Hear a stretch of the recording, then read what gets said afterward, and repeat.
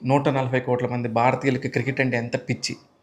ఈ పిచ్చి అంతట్లో నుంచి మళ్ళీ ఎంతోమంది క్రికెటర్స్ రోజు తయారవ్వాలని ప్రయత్నిస్తానే ఉంటారు. అలాంటి ఒక ప్రయత్నం జరిగింది ఒక రైతు ఇంట్లో. ఆ రైతు వాళ్ళ అబ్బాయి 8 సంవత్సరాలు ఉన్నప్పుడు వీడి దగ్గర ఏదో ఉంది. వీడు ఖచ్చితంగా ఏదో చేయగలడు. దేశానికి పేరు తీసుకొచ్చే ఒక పని చేస్తాడని గట్టిగా నమ్మాడు. ఆ ఉన్న కొంచెం పొలం కూడా అమ్మేసుకొని ఆ అబ్బాయి క్రికెట్ కోచింగ్‌కి సహాయపడదామని చెప్పేసి తండ్రిగా తన వంతు బాధ్యతను చేశాడు. కట్ చేస్తే 14 సంవత్సరాలకి ఐపీఎల్‌లోకి ఎంట్రీ ఇచ్చాడు. అతనే బీహార్‌కి చెందిన వైభవ్ సూర్యవంశీ. ఎంత ముద్దంటే ఎందుకు ముద్దొస్తున్నాడంటే అతను 16 బంతుల్లో 34 పరుగులు చేసి ఔట్ అయినప్పుడు చిన్న పిల్లాడిలాగా కళ్ళమ్మట నీళ్ళు పెట్టుకొని ఏడుస్తా ఉంటే ఇది స్పోర్ట్స్‌మెన్ స్పిరిట్ కాదంట ఎవరినైతే. కానీ ఆ పిల్లోడు ఏడుస్తుంటే మాత్రం నిజంగా ముద్దొచ్చింది. అబ్బా! 14 ఏళ్ల పిల్లోడికి ఎలాంటి టీనేజ్ ఎమోషన్స్ ఉంటాయి.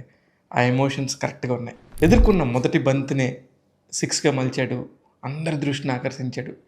ఇది పెద్ద విషయం క్రికెట్‌లో సహజమే కదా అనుకుంటే అది పప్పులో కాలేసినట్టే. ఎందుకంటే ఎంత పెద్ద ప్లేయర్‌కైనా ఫస్ట్ వచ్చి 4, 5 బంతులు ఆడాలి.